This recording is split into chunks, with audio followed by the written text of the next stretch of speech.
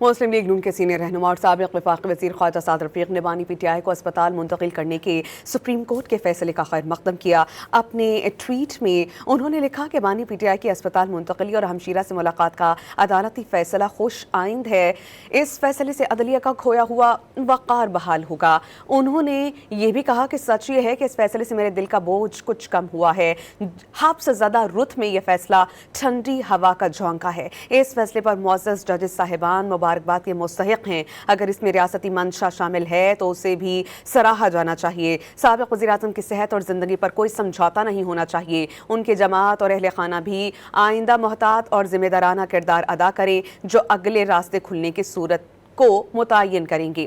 یہ بھی کہا کہ جیل اپنے قیدی کو کسی نہ کسی بیماری کا تحفہ ضرور دیتی ہے۔ یہ آپ بیتی بھی ہے اور جگ بیتی بھی۔ بہتر ہوتا کہ حکومت یہ فیصلہ خود کرتی۔ خواجہ سعد رفیق نے یہ بھی لکھا کہ ڈاکٹر یاسمین راشد، اعجاز چوہدری، عمر چیمہ، میاں محمود الرشید سمیت پی ٹی آئی کے باقی اسیران بھی ایسی ہی توجہ کے حقدار ہیں۔